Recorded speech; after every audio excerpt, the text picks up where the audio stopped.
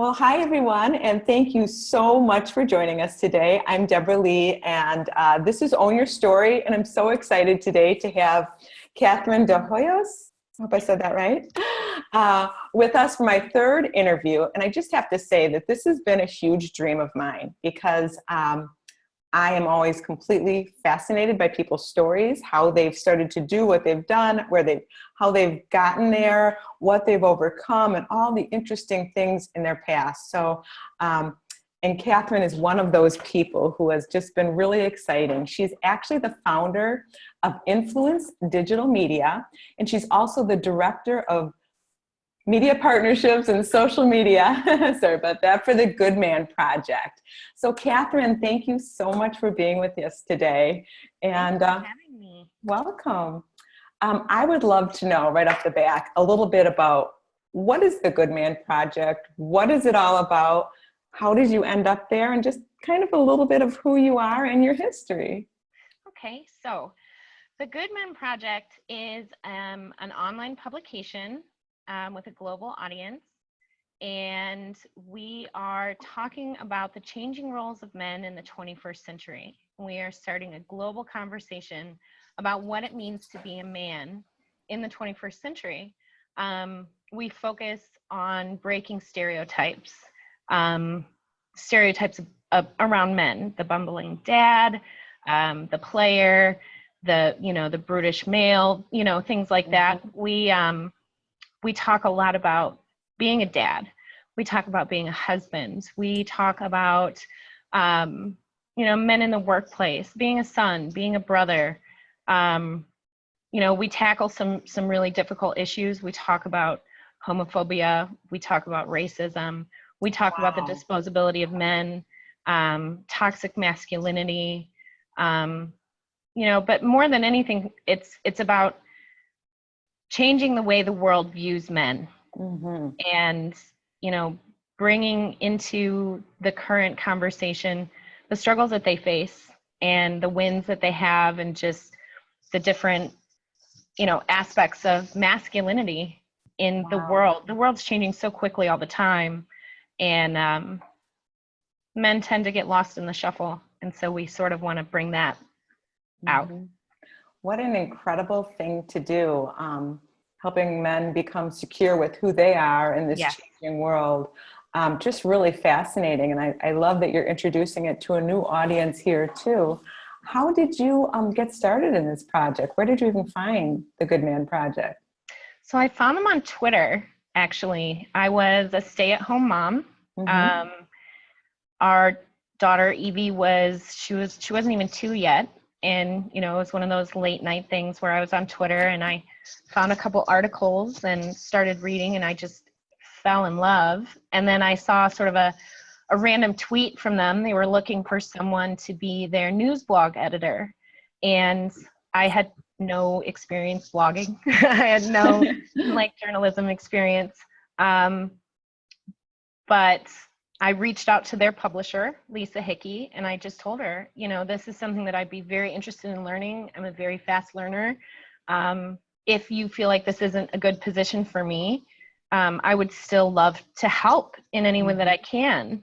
And, we had a conversation. My background is in political science, psychology and sociology. So it's a little different, but she took a chance on me. And Lisa and their editor-in-chief at the time, Noah Brand, and their lead editor at the time, Joanna Schroeder, just basically teamed up and taught me everything I needed to know. Got a crash course in WordPress and a crash course in branding, and just took it from there. That is fascinating. So it was really a heart-driven project for you. You saw it, and it's something that you felt you needed to be part of. Yes. I can't absolutely. think of any better position to go after. Really fascinating. So recently, or maybe not recently, it's been a few years now, you've started your own business. How did you make that move? And actually, it sounds like you were at the perfect position for you. Why did you make that move? Why did you take that next step? Well, so about 2 months after I started at the Good Men Project, we found out I was pregnant with our second daughter, Lily. Aw. And so I did the news blog up until she was born. Mhm. And then I took maternity leave. And while I was on maternity leave, our editor-in-chief left. And so when I came back, things were in a little bit of disarray. And the editor-in-chief position is a huge job. It's just a massive job for a global publication the size of the Good Men Project. And so Joanna Schroeder was still with the magazine at the time. Joanna and I, and then two of our male counterparts, James Stafford and Cameron Conaway, got together and we created the executive editor team. And that's the model that they still use. And, sort of split up responsibilities. And one of the responsibilities that I took on was our Facebook page. Facebook was not the behemoth at the time that it is now. It was actually really just becoming a good platform for publications to share their message. Wow. And so we had a very small following there. And I just jumped into the analytics and started reading anything and everything I could possibly find about branding, about social media, about growing a platform, about, best practices for sharing and all of that. And it was amazing. I loved it. Like That is amazing. So you were completely self-driven and self-taught and just pushed yourself. Oh, yes. Oh, yes. I mean, it was fantastic. I was very, very lucky. Our publisher, Lisa Hickey, was so supportive. Mm-hmm. She would, if I had some weird insight at 3 a.m., I could call her and be like, I just need 5 minutes. This happened in the analytics today and I'm figuring it out. And she was my sounding board all the time. And she just, was so encouraging and you can do this, you can do this, you can do this. Oh, look at it. We have 50,000 followers. Oh, we have 100,000. It was just this huge level of excitement all the time. And I did that for several years for them and I really enjoyed it. Wow, But that is just incredible and exciting. I feel it kind of going along with you. It is. Yeah. When you reach the executive level at a publication like the Good Men Project, there really isn't anywhere else to go. Mm-hmm. And it's a difficult job. A lot of people don't understand online publishing is 24 hours a day, 7 days a week, and I had 2 little girls at home. It's a lot of work.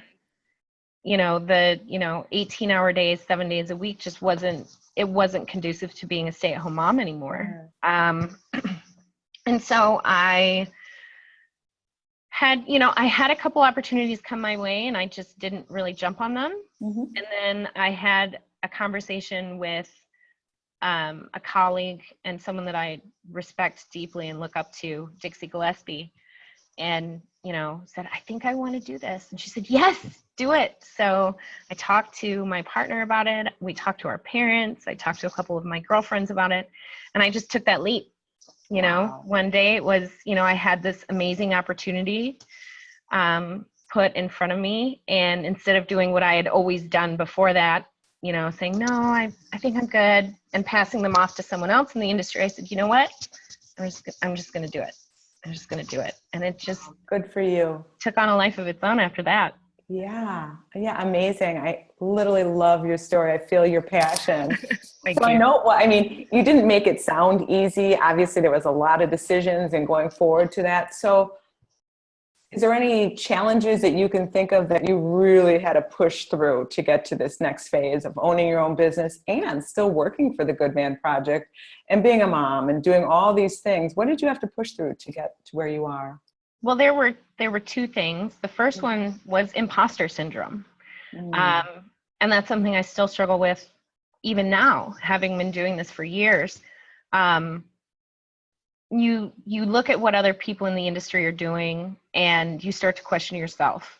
It's that comparison. Yeah, exactly. Mm-hmm. And this label of expert was really difficult to accept for myself. And I still struggle with that to this day. When you're promoting yourself or when other people are promoting you and they say really amazing things about you and you read it and you're like, is that really me? Am I really doing this? But you know, I'm very, very lucky that I have this amazing tribe of people around me. My partner and his parents and our family and my sisters, you know, you, Jamie, that, you know, Dixie, other women that I've worked with in online publishing or in branding or in social media, that really just, they sort of prop you up when you're not sure that you can do it yourself. You know, they're your sounding board. They're your cheerleaders. They're the shoulder, you know, they keep you moving forward, you know, just, I mean, just with their love and encouragement, you know, it's an amazing thing.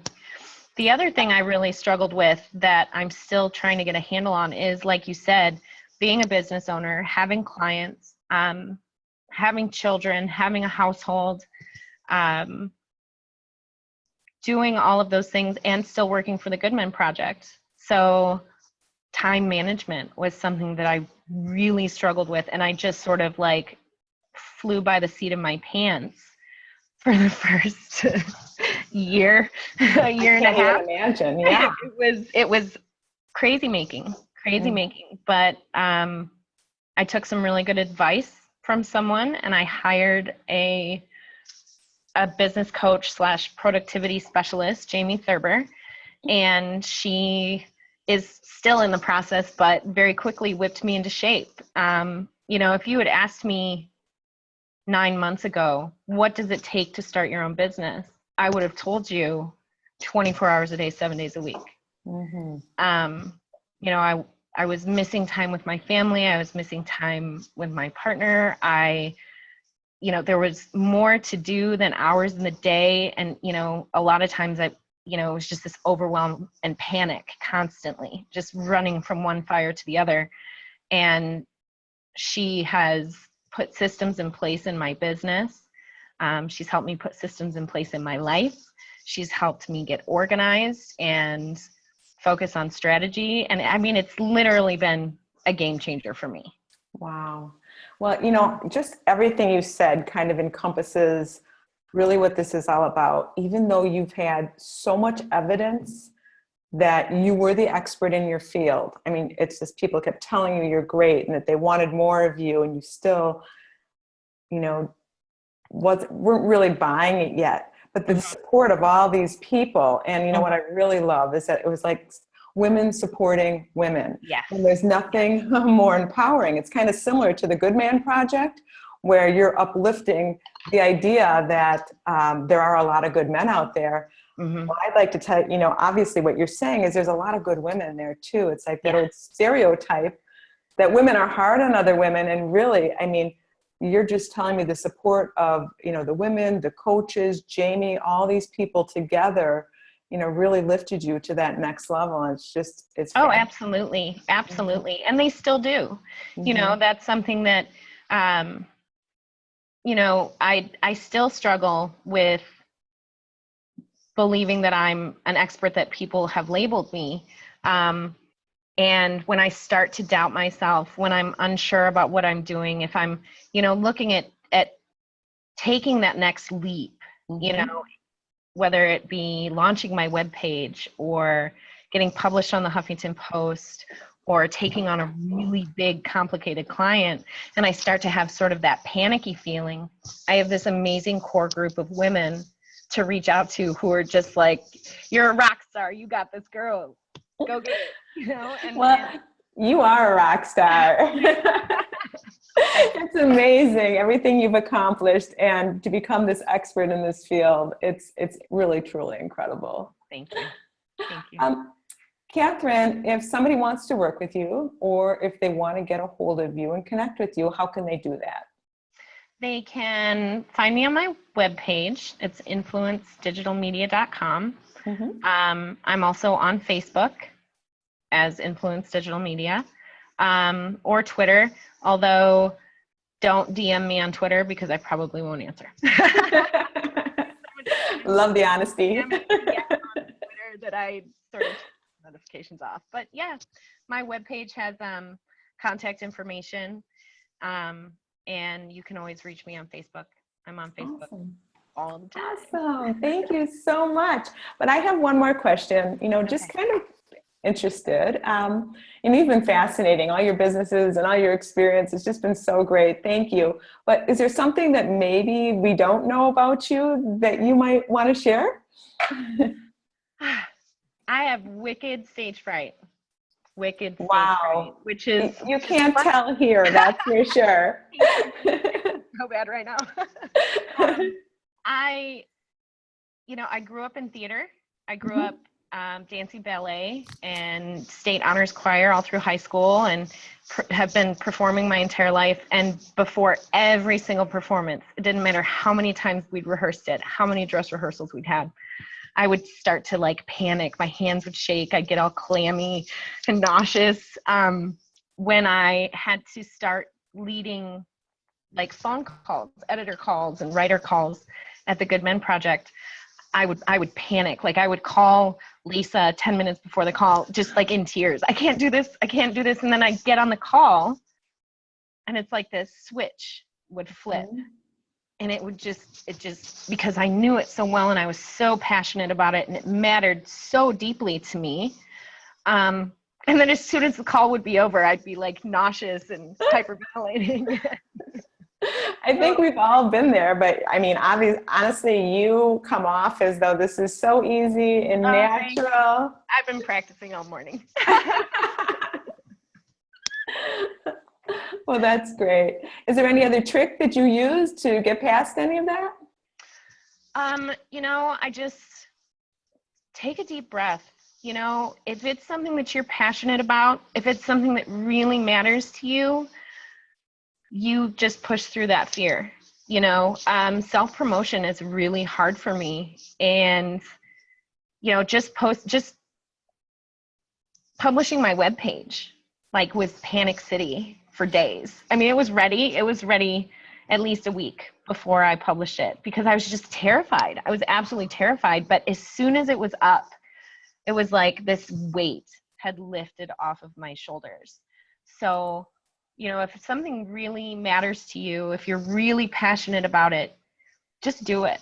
No matter how scared you are, no matter how debilitating that fear may be, if you just push through that initial, wall, once you're on the other side, it's like, woo, it's amazing. It's amazing, and that doesn't mean that the fear necessarily leaves you, but what it does is it teaches you that fear can't hold you back. Well, that is an incredible lesson, and I'm so glad that you shared that. Your story is amazing.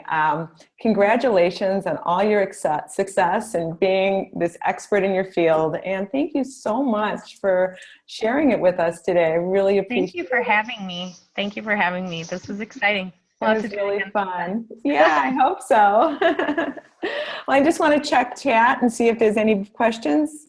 And there's not any questions. Good. So, Kathryn, thank you so much, and I hope to connect with you soon. Thank you. Have a good day. You too. Bye-bye. Bye-bye. Thanks again.